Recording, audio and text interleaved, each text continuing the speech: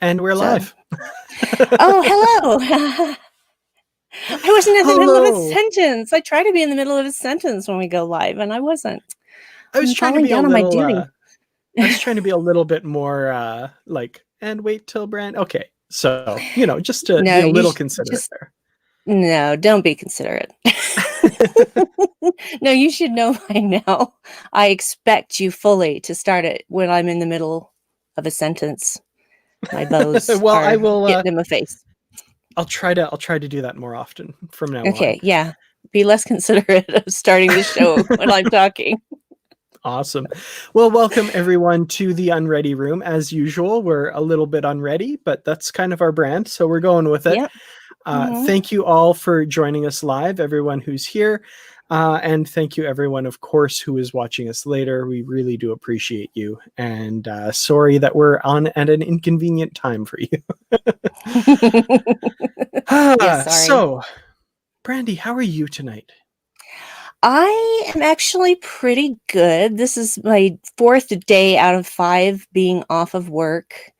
It's gone all too quickly, but it has also just been really nice to stay in my jammies a lot and just chill and do whatever I feel like doing. So I'm doing pretty dang good. How are That you sounds doing? awesome. I'm doing okay. I'm a little behind on making videos as usual. This has just kind of become a thing. But I'm doing okay. We don't have the holiday that you guys do here in Canada, but Well, you do. It's in October. We do. And the other thing is I'm on an extended holiday right now as well because the schools are closed because yay, second wave. So I guess I'm sort of on holidays, kind of enforced holidays though, unfortunately. So, but Yeah. that's okay. That's okay. Yeah. So we're here tonight to talk about a Star Trek Discovery episode, one that when the title was first kind of leaked months and months and months ago, made this little eyebrow just kind of go brr, because it is titled Unification 3. And of course, Unification 1 and 2 are a couple of my favorite episodes in Star Trek The Next Generation. So obviously, what's this about? What's this all about? What's going on here? And I did on a separate thing unrelated to Discovery. We interviewed Kirsten Beyer for her recent Voyager novel that came out, and I made sure to ask her after we were done recording at her request because she didn't want to answer while we were recording. Is that really the episode? And what the heck is going on with it? She answered the first one. Yes, that's the title of the episode. She did not answer the second question. So I had to wait, like most everyone else, till now to find that out. So that's my little, I was geeking out about this title for months. So yeah, very excited to finally get it. Yes. I seem to remember back in the day when Unification 1 and 2 happened, that there were some who were like, really? Spock in Next Generation? Really? There were those few that did that back then. Oh, wow. And in my house, it was like, oh, Spock. So, yeah. That's funny because, so just a little bit of my own Star Trek viewing history. I started watching Star Trek when my mom brought home Star Trek the Motion Picture, and I started watching Star Trek the original series because it came on at, I think, like 8 in the morning or somewhere around there on Saturdays on CBC, where I live. So I was watching the original series, and at some point my mom said, "Did you know there's another Star Trek series?" I said, "What do you mean there's other Star Trek?" "There's this thing called Star Trek The Next Generation." I said, "Wow, that's crazy. I want to check this out." And we tuned in for the start of season 5. So season 5 was when I first started watching TNG. And then I remember like a couple weeks before it aired, my dad told me Spock's going to be in an episode of The Next Generation coming up. And I was so giddy. I was so excited. I had no idea the wider fandom. I didn't know people were complaining about it. That was my household too. We were popcorn at the ready waiting for Spock. So Yeah, well, it wasn't as easily accessible as far as fan reactions back then because there was no internet. So it's only what I read in articles and magazines and, heard on the playground. No, I was much older than that. I was in my late teens when that episode happened. So, but it was just, it never fails with every single Star Trek series. There's always that pushback from a certain group of fans of, oh, this isn't real Trek. Until a few years after the series is concluded, and then it's the best thing ever. So yeah. It's funny. There's that have you seen that graphic where it's the cycle of a new Star Trek series where it's going around? I'm sure in 10, 15 years, whenever the next kind of revolution comes around, there will be people saying like, oh, this new Star Trek isn't like that old Star Trek, like TOS, TNG, DS9, Voyager, Enterprise, and Discovery. Like this isn't like those old Star Treks. This is weird new Star Trek. So it's a never-ending cycle. No. Yeah, there's just always going to be somebody who isn't pleased, and that's the nature of life, really. You can't please all of the people all of the time. So especially with creative works, creative works are subjective, and what appeals to some people does not appeal to other people. I'm the kind of person that I don't get upset at something that I don't like. I just don't partake of it and just find something I do like. Absolutely. I would not spend this much time talking on the internet on various platforms about something that I didn't overall really like, right? I know, right? Yeah. Crazy. I don't know. I don't get it. So anyway, all of that said, what are your thoughts on Unification 3? I guess kind of just initial, how'd you like it? I'm kidding. Whatever. I am kidding. Yeah, let me try this in a complete sentence. I was not surprised that Michael did not check on Spock's history. I think that she would have found it painful. Yeah. And so I think that she would have probably thought that it would send her into a tailspin of regret. So she just didn't search out anything. And so when she finally does, and Leonard Nimoy appears on that screen, and I'm just like, there was all of this going on. The ugly crying started way early, you guys. So yeah. I agree. Yeah, I really I agree with that idea that Michael wouldn't have looked up Spock, and I think she explains it pretty well in this episode. Like, I hadn't wanted to look anything up, and yeah, that makes sense. And yeah, the appearance of Leonard Nimoy as Spock, that was beautiful and brilliant, especially having just watched those episodes the night before. I did rewatch them, and it's funny because one of the lines that gets shown in that recreation. After he had said it in the episode, I paused and I said, I bet you anything. They were watching this episode and they got to that line and they said, aha, because it's that line. It's like, it may take decades or centuries, but these people will, I was like, that's the line right there. And yeah, I was vindicated. Yeah, well, it took decades and centuries for Earth to get its stuff together and to form Starfleet, and then thereafter be one of the founding members of the United Federation of Planets. So progress, although when we're in it, it doesn't feel like it's moving fast enough. But when you look at the great scheme of the universe, these things are bound to take care of themselves. It just isn't going to happen within our lifetimes a lot of the time. Yeah, it turns out, huh? No, it's what's the phrase? The long arm of history bends toward justice. Yes. That's been the case so far, and Mhm. I'm pretty confident and optimistic it will continue to do so. I think there's times where it seems to not, and hopefully those are aberrations and not the start of a new trend. Hopefully that Right. trend continues. So, yeah.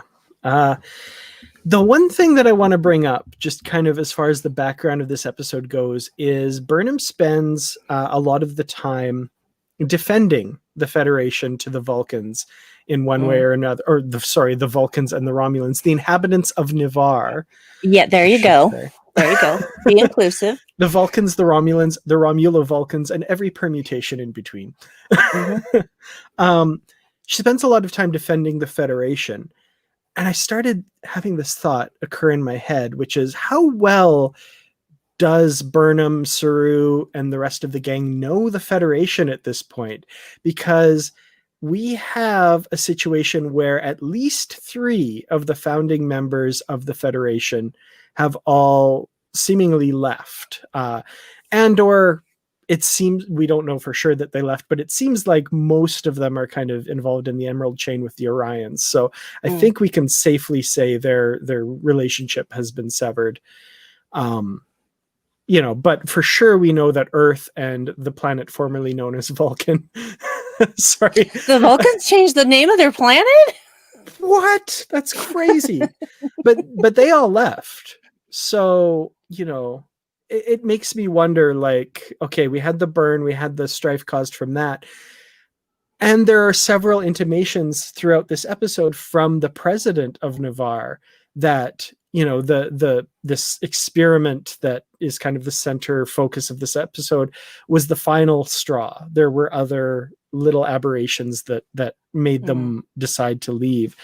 So what's with the Federation? Are they as pure as Burnham defends them to be in this episode? Is there something else going on there? I am not 100% sure because we haven't seen enough yet. However, everything that I've seen of the Federation so far is that they are still doing their best to help people. Mm-hmm. Because that's, when they're in that little, I guess, war room, it's not really a war room, and Vance is giving out orders to all these different people, which is a previous episode, but that is, they're being sent on a lot of missions of mercy. Mm-hmm. So they are doing their best to keep in contact with the worlds that are still in the Federation of Planets and help them. But they're stretched thin. Everybody's stretched thin. Dilithium is stretched thin, almost non-existent at this point. And really, that's kind of echoing things that we could be going through in the near future, like the limited availability of fossil fuels and power sources and things like that we are not prepared to address at this time. If we suddenly ran out of fossil fuels tomorrow, we are screwed on so many levels. Yeah. So many levels. So what if, something like the burn happened to us? Would everyone be all virtuous and perfect in their reactions? No, they would not, because people are still people and people are fallible. The ideals of the Federation, however, are not fallible. Only fallible people interpreting them. So I think that they are striving to be that same Federation. But again, they're only just really starting on that path now because, as Admiral Vance said a few episodes ago, they've been in triage for a long time. Meaning all they're doing is just prioritizing the worst cases and trying to put Band-Aids on everything else. Yeah. So Absolutely. I think they have the capacity to get back there, and they are moving in that direction. So I think that her defense of them is justified at this time. That makes sense, yeah.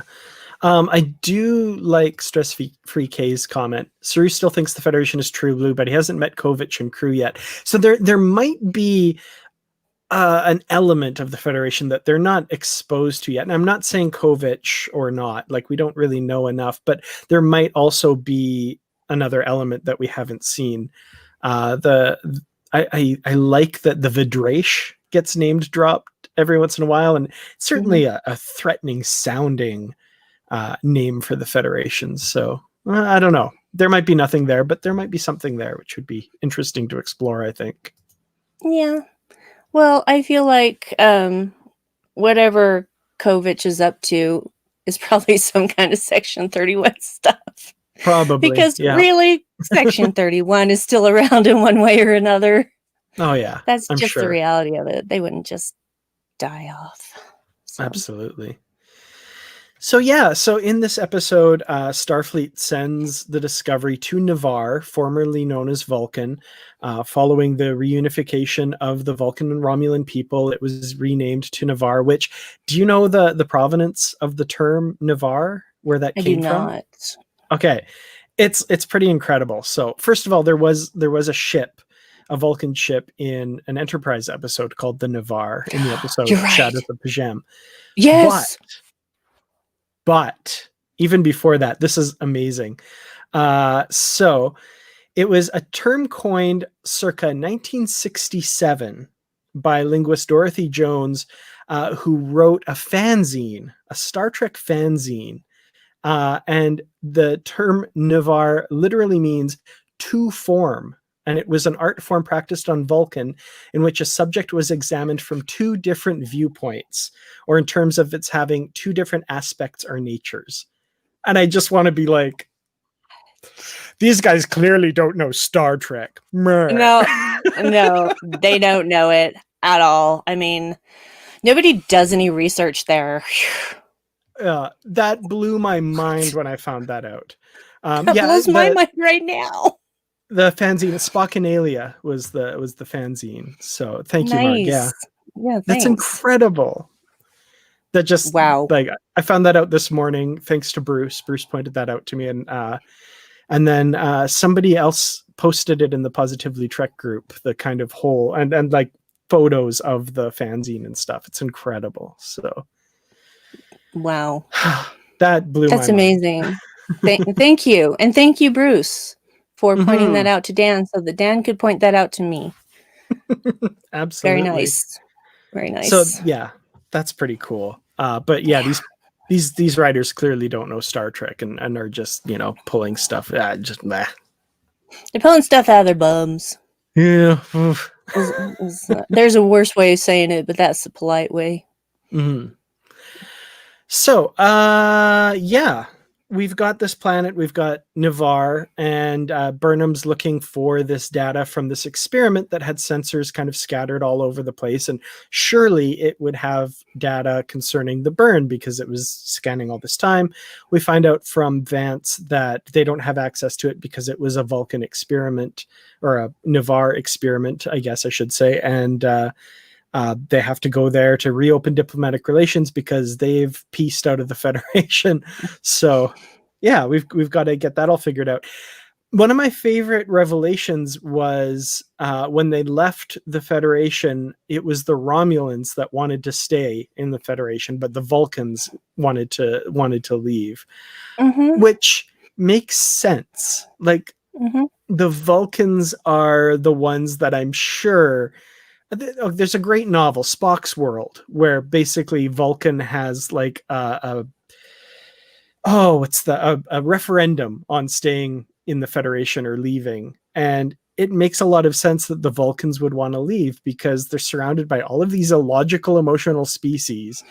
And we've seen that, Vulcan first, Vulcan purity has been kind of a thing on Vulcan for many, many years, from like the Cyrenite, or the anti-Cyrenites, I guess I should say, and the logic extremists and all that stuff. So makes sense. And the Romulans, having mostly been saved by the Federation, totally makes sense that they would want to stay. Yeah, no, I get that. And because I'm a huge Enterprise fan, of course, it made perfect sense to me that the Vulcans would have wanted to leave, because they've always had a tenuous relationship at best with humanity. And the thing is that Romulans are also very emotional, but the Vulcans now see them as, well, they're not the same. They're two offshoots of an initial, tribe Mhm. of people. So it's, they're kin, basically. Romulans are No. kin, so they can handle that. But all of the rest of it, too much trouble. Too much trouble. Yeah. So it was a perfect way for them to exit, uh, and focus on themselves, because honestly, they probably needed that time to really get their stuff together with the Romulans and really become a peaceful planet, which peace is kind of an illusion. There are always going to be people who are not happy with the status quo.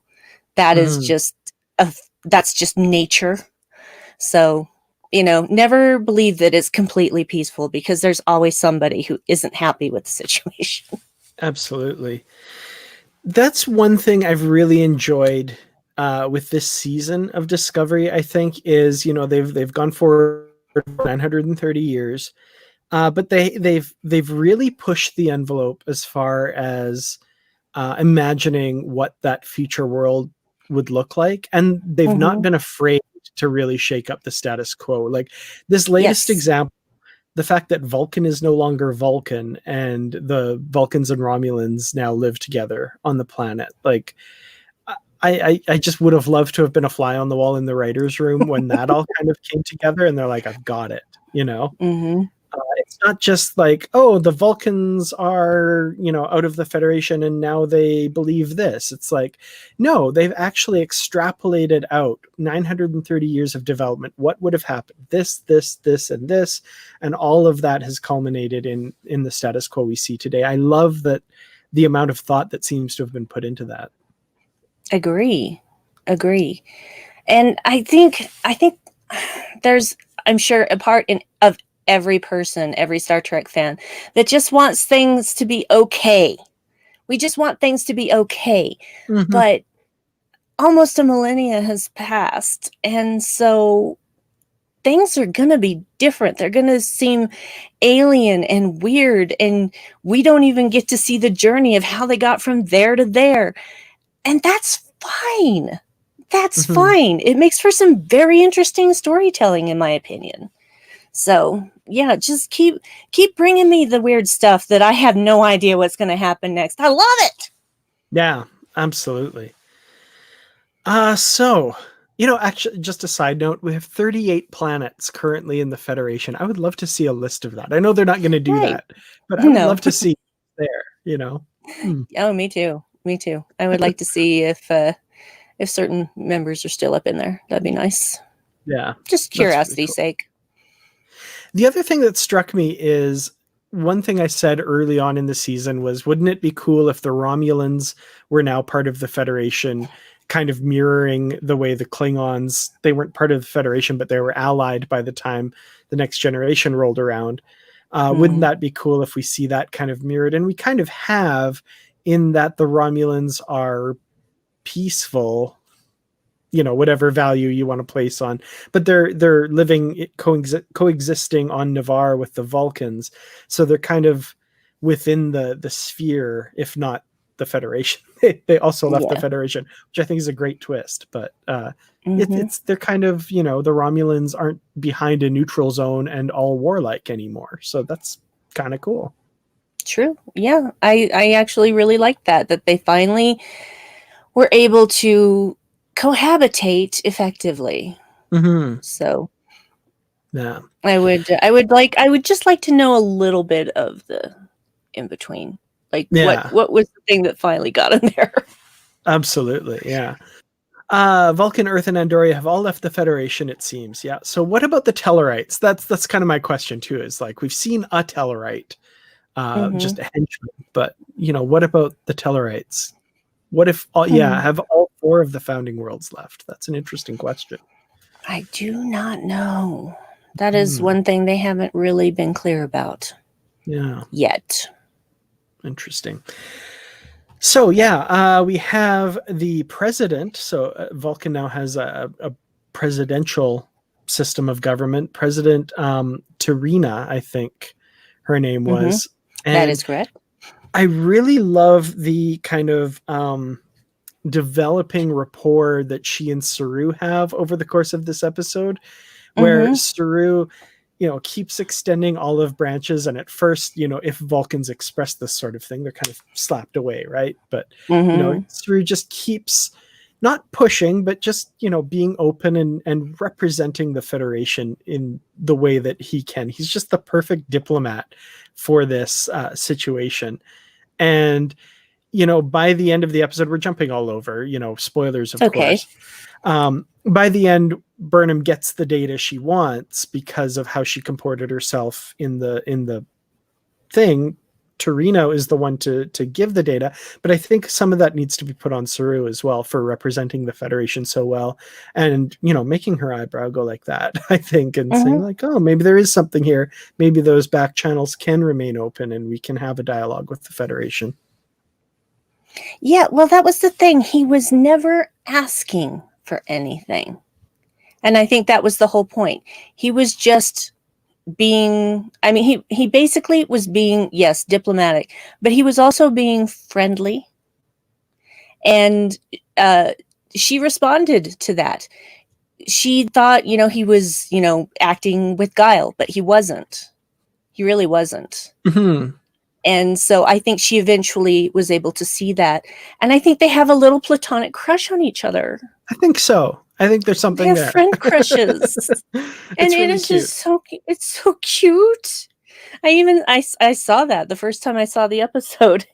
And I said, oh, look at that. Saru's got a crush. But I didn't mean it in like a sexual way. Mm-hmm. So you can have friend crushes. It's fine. Absolutely. Yeah, for sure. No, that was really fun to see that developing relationship, kind of as a parallel to what's going on in the main narrative of the episode. That's just kind of always happening in the background. I really like that. Yeah. So yeah, Burnham has to basically is outright refused to get this information, and so she invokes the Takal Inket. And basically, one of the reasons I made my name that is so that I have that to look at, because I can never remember. Takal Inket. Takal Inket. Yes. Yes. I swear I'm not looking at it when I. Okay. I'm not. Yeah. I'm not looking at your screen. Takal Inket. Nice. So, yeah, she invokes this as a graduate of the Vulcan Science Academy, where she gets to defend her. It's like defending your thesis, I guess. It's defending Yeah. your the work you've been doing and showing the value of it in logic, kind of thing. And goes in, pretty convinced that I have the facts on my side, so obviously that's going to go ahead. But she needs an advocate as well, and we get an advocate beamed up, who's a member of the Coat Millat, which is really Nice cool. name drop. Yep. Yeah, nice little continuity there. One of my favorite things to come out of Picard were the Vulcan warrior nuns, the Coat Millat, who follow absolute candor. So they speak. They're Romulan. Sorry, did I say Vulcan? You did. The Romulan warrior nuns. Absolute candor. They speak blunt truth all the time. And of course, the big surprise, it's Gabrielle Burnham. It's Michael's Finally. mother. Oh, I knew she was alive. I knew she was alive. That was a hanging thing for a while, so I'm glad we get that resolved. What did you think of her part in the episode here? I started ugly crying again the minute she throws up that veil. I'm just like, yeah. I think, honestly, this was one of those situations where Michael just needed her mom. Because regardless of whether she's co-op Milat, moms have a way of being brutally honest when you need it the most. Mm-hmm. It may not necessarily be what you want to hear at that time, but a lot of times moms will have insight that you don't have because you're too inside yourself. You're too in your own mind. You're too in your own problems. And so sometimes it takes that outside source that knows you so well to go, no.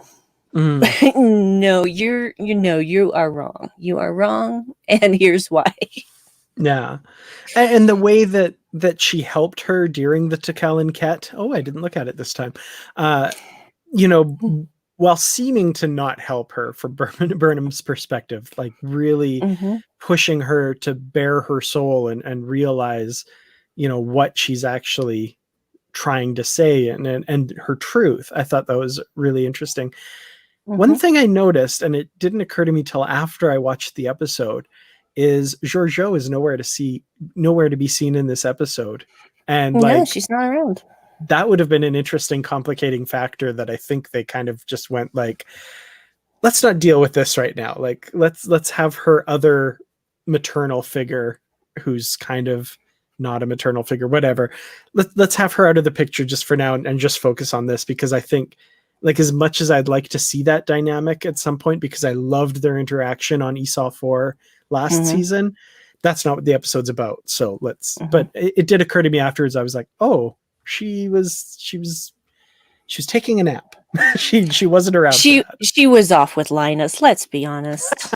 There it is. Yep. She was off with Linus. No. Doing what? I'm not going to say, but. The live stream the other day, we had some interesting theories as to Linus's personal transporter and where he was actually trying to get to with that, and possibly being thwarted by Georgiou on numerous occasions. So, well, yeah, do with that what you will, everyone out there. You really wanted to go to the science lab, really? This isn't the science lab. This is not the mess hall. Yeah. Oh man. So yeah, Burnham eventually. How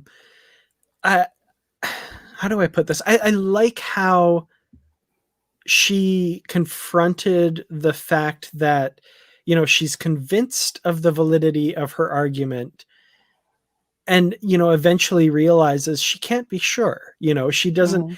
The Vulcan or the Vulcans and the Romulans feel that their planet was the source of the burn through this experiment that they were being made to do by the Federation. SB-19. SB-19. Yep. Somebody made the comparison to COVID-19. Total coincidence. Total coincidence. Dear God. But you know, Burnham can't prove that that's not the case. She has some data points which are interesting and raise some questions, but she does do the thing where she's got the conclusion that she wants all ready to go. But, you know, that's not these are just a few data points that don't get her there. So I liked that admission that I can't prove that I'm right and the burn didn't start here. You may be right, but I need that information to figure it out, you know? So, you know, it was an interesting bit of realization for her there. Yeah. I do like how Gabrielle just kind of strips away all of her defenses, because she told Michael going in that she had to be completely honest, and there were things that she wasn't being honest about. And Michael's just like, yeah. And so Gabrielle brings it out during the quorum. And it kind of, sometimes you kind of have to break somebody down so that they can put themselves back together. And that's pretty much what Gabrielle did, in Michael's best interest, of course. Yeah. And in the best interest of all of those assembled and the quorum, etc. So it was just, you know, she tried to get Michael to understand beforehand, but Michael was being stubborn, so she did what she had to do. And,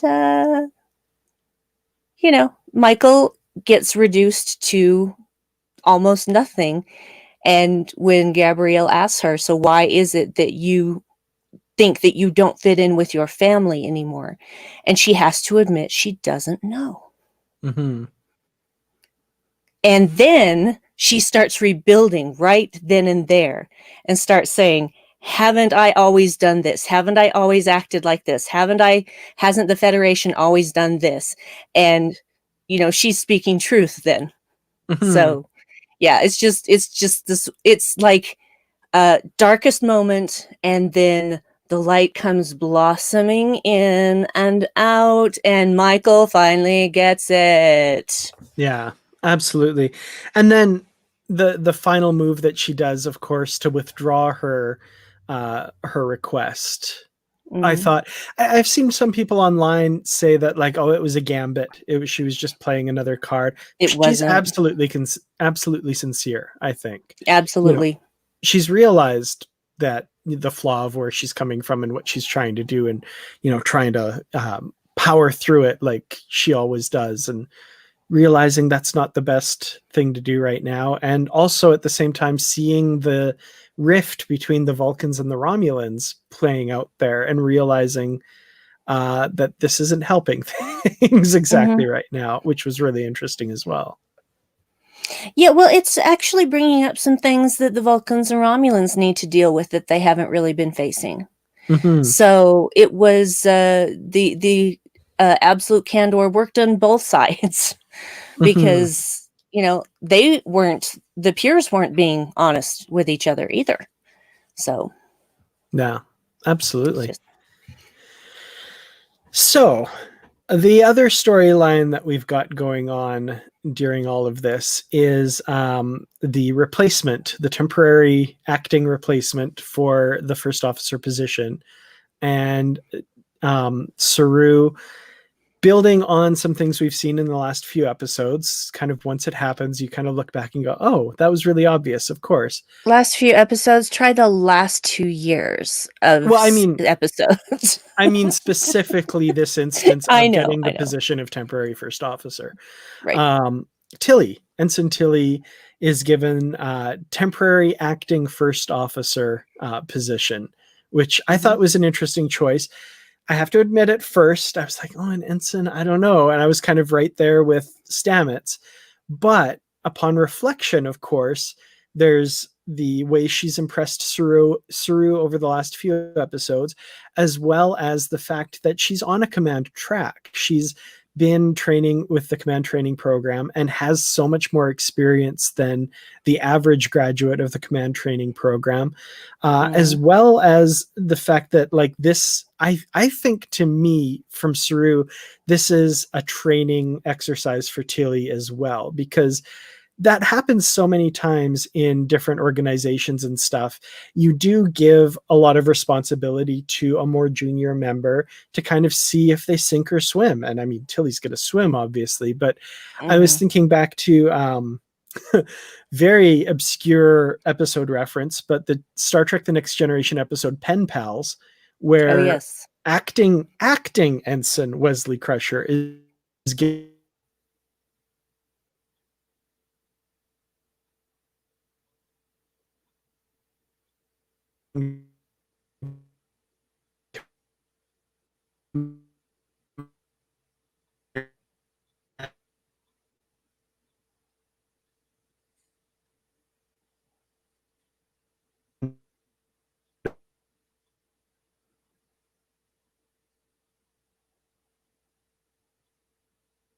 oh, oh,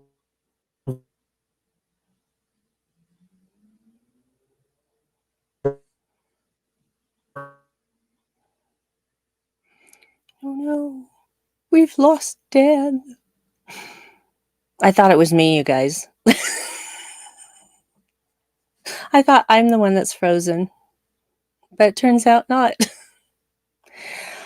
Okay, well, while we're waiting for Dan to come back, because I don't know exactly what he was going to say. Yes, the apocalypse is coming because Dan froze this time. That's a very bad sign. We are in the darkest timeline, you guys. So here's hoping that he gets that resolved. So yeah, I'm sorry. I'm busy reading the chat information. Oh, we lost Dan completely. So I think he's going to be jumping back in. In the meantime, Yes, he is in Canada, so don't blame US Internet this time, because I'm surprised that it's not me. Honestly, I did a 3-hour show yesterday, which was the Treksgiving Hangout. If you guys were there to watch that, thank you for being there. Aaron is hoping to make this a quarterly thing, so your participation is always welcome in those future chats. And so, honestly, during that entire time, I didn't freeze, and I haven't frozen yet today, so knock on wood. So, yeah, it's the Brandy Show, starring me. I'm Brandy. Anyway, I'm going to wait for Dan to come back so that we can continue our conversation. But in the meantime, how's everybody doing tonight? Speak up in the chat. Glad to see everything. I see people asking me to tell us what I think about Tilly as number one. I'm going to reserve that until Dan is back with us, because that is a conversation. I don't want to just be speaking into the void. Oh yeah, my ribbons. People are noticing my ribbons. This actually started as a joke many years ago. Oh, and Dan's back. Hi. I'm gonna finish my story though. This started as a joke many years ago when my husband and I were at my mother's house and unwrapping Christmas presents, and he kept sticking the bows in my hair. And then my mother said, "Oh, that's actually kind of cute. You should actually do that with your hair at Christmas." And this was born. And so I have been doing this for, oh gosh, a really long time. I can't remember exactly how long, but I'm going to say at least a decade, maybe more. It's fun for me. It's fun for people who see it. It makes them smile. Everybody's happy. So that's the story of why there are ribbons atop my head like I'm a Christmas present. Nice. So what were you going to say about pen pals and acting ensign, and then we lost you? Oh, wow. Yeah, so Acting Ensign Crusher was put in charge of the planetary survey team, which was like a bunch of lieutenants and stuff. So, you know, it's something that's done often, is you take somebody who's of lower rank and give them some responsibility. And Bruce actually had a good point we were talking about on the podcast as well, which was because this is going to be a temporary position and an acting position, there would also naturally be some reticence from Saru to promote a more senior ranked bridge officer as well, because then that could more quickly transition into a permanent position, and Saru doesn't want that. I think he is holding that position open for Burnham at the moment. So I think that's part of it, which I thought was an interesting aspect of it as well. So just kind of a thought there, you know. Yeah, here's what I think about it, okay? I love it. I love it. I love it. Tilly's my girl, and I love that she's getting that responsibility. We forget sometimes that she was raised by diplomats. Well, her mother's a diplomat. Her father is I think a science officer. I can't remember the name of the ship, but in any case, she has diplomatic training, because you don't get raised by a diplomat and not have diplomatic training. That's just how it happens when you have a very strong-willed mother, I guess. That was very diplomatically put, by the way. Thank you. Thank you. I was not choosing the way of absolute candor in that moment. So, plus, I feel like if you take all of her actions from the beginning of the series up to this point, I don't know who else he would have picked in this moment, because Tilly is rising to the occasion. Tilly is the one keeping everyone together. She is the one who is getting stuff done. She is the one who is the person you can trust, which is why it hurt her so much when Michael didn't trust her to tell her where she was going, and the position that put her in with Saru and with Admiral Vance. That was, to Tilly, that was a breach of trust. And Tilly is as true as the day is long. Once she trusts you, she will be loyal till the end. So she has everyone's best interests at heart at all times. And I can't imagine a better temporary first officer than that, especially when there are other people who are more senior than she is that are not capable of being that kind of first officer right now. Also, may I remind you that in Star Trek 2009, Kirk went from cadet to captain in one movie. That came up in our podcast recording as well, which is And that's okay way because more it's egregious. a guy, right? Yeah. The other thing that I actually really appreciated as well was when Saru is kind of talking about his reasons for doing this, and Tilly asks the question, which I think was a brilliant question, which was, are you promoting me because I'm qualified for this or because I'm compliant? And I think because she asks that question is a perfect bit of proof of why she's suited to this role. Because Thank you. she's, first of all, she's eminently experienced, as you've said and outlined there, but also she's not afraid to ask Saru that, which I think is huge. I think that's a really important question to ask. And Saru doesn't directly answer it, but I think through his actions and how it's come about, he answers it. That and also Tilly has proven in that moment she maybe won't be she'll be compliant as required by the job, but she won't be afraid to question and to put forth contrary opinions. That's the word I'm looking for. Isn't that what a first officer is there to do? Is to Absolutely. provide options and different points of view? Mm-hmm. There you go. Absolutely. Yeah. So, I thought it was, like I said at first, I was like, huh, but then wait, of course. Yeah. I don't think there's anybody else that can be taken off their duty either. They're, Tilly, because she's on the command track, and that's what her career is leading to, right? She wants to be a captain someday. How amazing is that going to look on her resume that she was made acting captain for a few weeks as an ensign? That's pretty cool. Acting first officer. Yes. I said acting captain, didn't I? I'm so inside my head. I'm like reviewing the files of what I said. I said captain, yeah. No, first officer, acting first officer, yeah. I knew what you meant. Yeah, your first action was, my first action was, yeah! So, reaction, absolutely. Excuse me. So Aravik Sonder, I'm sorry if I'm mispronouncing your name. Thank you so much. Who are your favorite Star Trek aliens? Interesting wording of that. Who are your favorite Star Trek aliens? That's a good question. Brandy? That guy. That's my favorite Star Trek alien right there. Nice. I'm gonna have to go with Garrick. I'm a Garrick stan. Oh, Garrick's a close second. As the kids say, I'm a Garrick stan.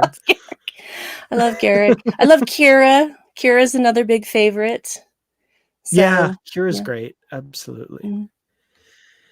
All right. So, man, what haven't we covered with regards to this episode yet? What am I missing? I feel like we're running short today. No, there's something I do want to talk about. I like that when Michael and Tilly realize that there is this variance of however many millionths of a microsecond or whatever, that these two ships didn't blow up at the exact same time. And they take their findings to Saru, who then takes that to Admiral Vance instead of just stopping it right there, because he learns from his mistakes. And so he and Michael go and see Vance. And that's when they find out that he doesn't have access to the stuff. And then when he realizes, oh yeah, you're Spock's sister, we are going to use you to get in with the Vulcans and the Romulans. And I understand how a lot of people would not like that, and how Michael would not like that. But honestly, was there any other choice, really? Mm-hmm. So he basically is just cutting through all of the noise to get to the heart of the matter. The heart of the matter is the best person to approach Navarre is Michael Burnham. Go. That's his thing. He's not concerned with anything else. Just get the data, and the way to get the data is this. Go. Mm-hmm. Yeah, I mean, everybody in this episode is acting through some form of self-interest. Absolutely. Mm-hmm. Like Burnham wants the data, and until she kind of comes to the realization that she's not being truthful, that's her single, minded goal here. Admiral Vance, I'm sure he's saying, yeah, cool, data, that's awesome, but we can get in with Navarre. We've got Spock's sister. Spock is this revered figure. I'm going to cash that chip in and pursue that. And I mean, it's enlightened self-interest, right? But that's one of the fundamental forces that makes the universe go. So, according to Babylon 5. Yeah, definitely. I love Babylon 5, by the way. One of my favorite series of all time. I feel like that it wasn't necessarily self-interest, but in the interest of the Federation. Because if they could get Navarre and by back into the Federation, then that by self-interest I meant like advancing his own goals, kind of thing. Sorry. Yeah. Go ahead. No, I understand. I understand what you meant. Now, but he is still thinking what the shortest path is to something. And so he just kind of cuts through the BS. It's like, okay, problem, solution, go. Yeah. And it's not necessarily always the right solution. In this case, it was. But it could have gone very, very horribly wrong. Absolutely. Suzanne, I think, is the first one to bring it up. We haven't talked about the USS Yelchin. Of course, wonderful tribute to actor Anton Yelchin, who played, of course, Pavel Chekhov in the Kelvin timeline films, passed away in 2016 thanks to a tragic accident. That was a pause and go, oh my God moment, because it was such a nice little reference there. For sure. They seem to be very good at that when naming their ships. Because the Tikov and that was a very purposeful name. The Yelchin, obviously a tribute. The Nog, obviously a tribute, in dual tribute because Eisenberg class, and named the USS Nog. So I really enjoy.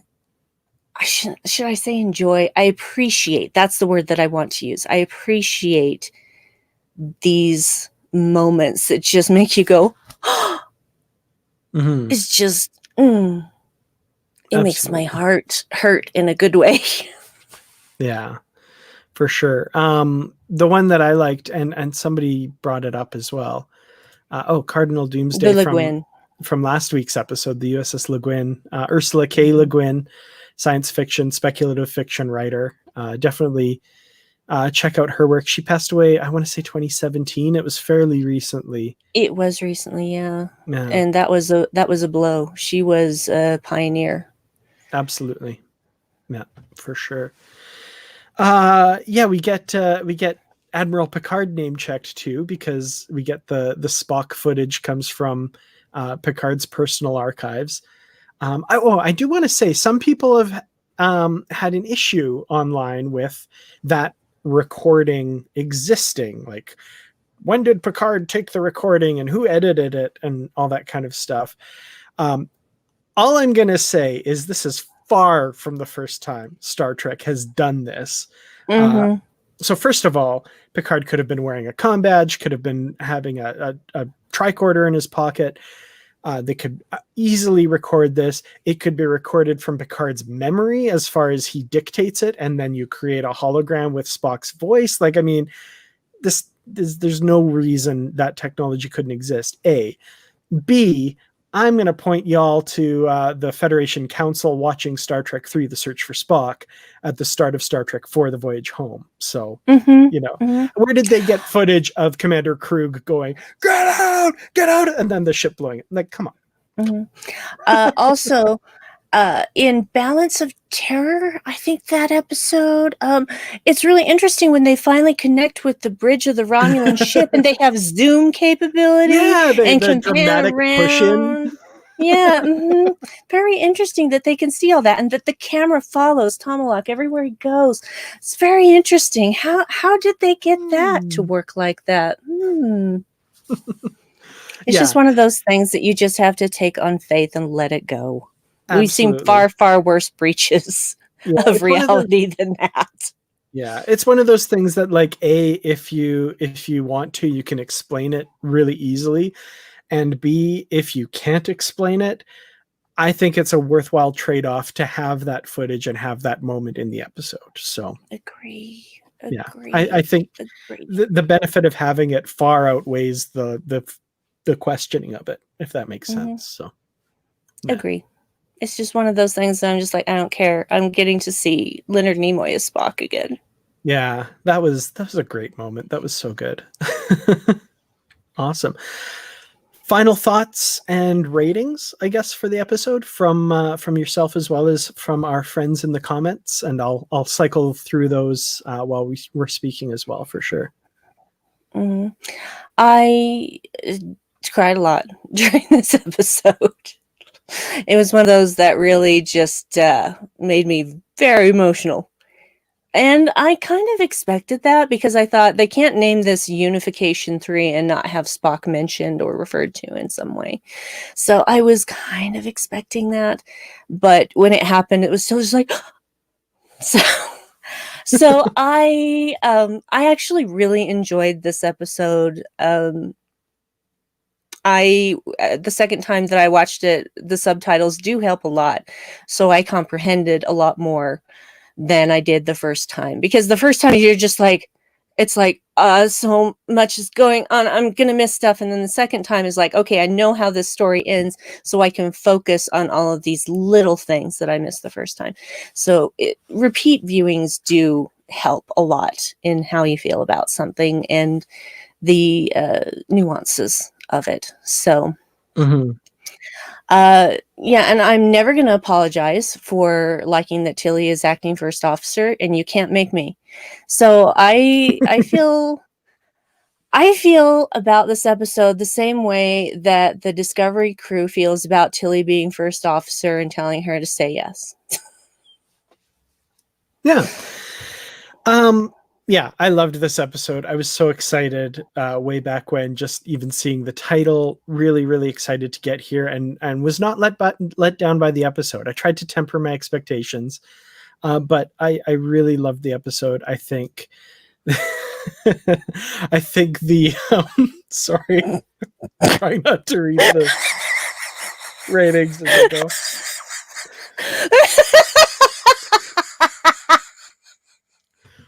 Okay. I love the reference back to the Unification two-parter, of course, and seeing that accomplishment realized and seeing the reaction to it through Burnham, I think was so beautiful and so much fun. It also occurs to me, sorry, this is a total aside, but maybe just to put one more little tiny arrow in the quiver, maybe the quartermaster didn't want to do the paperwork of saying the first officer was assigned to some other quarters other than the ones they're already assigned to. So yeah, just give it to Tilly. So, we don't have to, I'm just kidding. Anyway, the first officer's quarters remain the first officer's quarters because Burnham and Tilly bunk together. So yeah. Yeah. Yeah. So terrific episode. I absolutely have to give it one beautiful shot of Nivar with the sister planet, which is called Tukut in some places and something else in other places, that is freaking people out and making them say Vulcan has no moon, but it's not a moon. So you don't get that one. That's not a moon. That's the space station. Oh wait, that's a different series. Sorry. That's my rate. So yeah. Wonderful. Wonderful. 8 different Martok scowls. All right. Does Well he and good. have Thank you. 8? Wow. Oh, at least 8. Okay. Okay. So this is the cat peed on my rug scowl, and this is his Yeah. you dishonored my wife scowl, and this is you. Oh, sorry. Oh, thanks, Donnie. Very nice. Yeah, very kind. Absolutely. 4 out of 5 moments of absolute truth. Yep, absolutely. So, yeah. Great episode. Great live stream. Thank you, Brandy. My Where can pleasure. Thank people... you. Oh, you're very welcome. Where can people find you when you're not live streaming over here with me? Okay. I'm going to try and do this quickly. I also do another live show on Saturdays at 1 p.m. Mountain Time. Figure it out for yourselves. Which is Infinite Trek with my friend Erin Harvey. And we also talk about Trek in all of its incarnations and even Trek adjacent stuff. But right now, of course, we're still covering Discovery as well. And so you can find that on Twitch on the Outpost 13 channel. And I do 3 audio podcasts about Star Trek. Yeah, I know. What the Future Holds, which is a Star Trek Discovery podcast. Guys, did you know that Discovery is my favorite Trek? I think you probably know by now. And also, that is with my friend Christopher D. Littlefield and my husband Dave. And then we have the Vedic Assembly, which is Deep Space Nine podcast with my friends Nick and Liam. And we have Boldly Go, a Star Trek Strange New Worlds podcast with my friend Suzanne.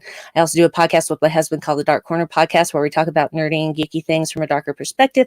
And I have my own solo podcast called Headcanon, which is just a weird trip through my brain and my fandoms. And you can find both of those at darkcornerpodcast.com. That's it. Awesome. Thank you again, Marg. You don't have to do that, but thank you. I really appreciate it. It's very kind. Very, very kind. So you can find me on Twitter at Kertrats. That's Kertrats. This channel where I'm working to get caught up on videos. I'm going to do that this week, I promise. You can also find me on the Positively Trek podcast that I do with Bruce Gibson. We've got new episodes coming out Monday and Tuesday. A review of this episode on Monday, and Tuesday we have a guest, the host of the Trek Untold podcast, which if you haven't checked out that podcast, it's really interesting. Matthew Kaplowitz is the host of that, and he interviews different Star Trek behind the scenes people as well as guest stars and that sort of thing. It's not his most recent episode, but he recently had an episode with Max Grodenchik that I just listened to. So good. So Trek Untold, go check it out. But also check out Positively Trek, because we've got him on there as well. So cool. Yeah. Oh, one thing. Somebody is asking me, where are my podcasts? You can find them all on iTunes or any podcatcher. Holosuite Media is the home of the Star Trek podcasts. darkcornerpodcast.com is where you can find the other stuff that I do. And but again, just search for the title in your podcatcher of choice and you'll find it. Absolutely. Yep. Same for Positively Trek. Just search Positively Trek pretty much anywhere you get podcasts. And if there's anywhere you get podcasts that you don't find it, let me know. We're going to get that on there. So, thank you all so much for watching. Next week, we're going to be doing this again for the episode whose name escapes me at the moment. But Brandy, do you have it handy? Oh, it's not. What was it? Not the Citadel. That's later.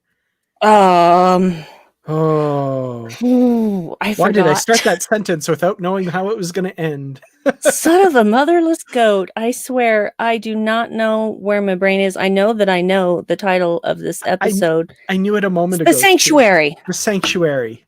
Yeah. Just as I was about to look it up, I'm like, because I'm in my brain, what was it about? The Sanctuary. The Sanctuary. Absolutely. So we will be here next week for that. You know why we're not remembering the episode? Because some of these episodes are really going back to like the Voyager style of episode titles with like one word or the one word.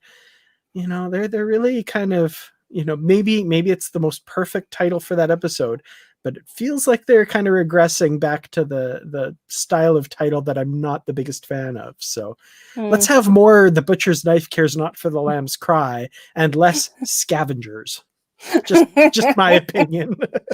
Well, I'm the kind of person where we name our podcasts the most obscure thing, podcast episodes, the most obscure thing. Like our most recent one that will be coming out on Tuesday is Heidi Bubble. Why is it called Heidi Bubble? You'll have to listen to find out. Well, maybe I'll just do that. All right. Have a great night, everybody. Live long and prosper and all of that good stuff. And stay positive. That's what we say at the end of Positively Trek. Good thing to stay positive. Yeah. I'll pull a Larry Nemeczek and say Trek well.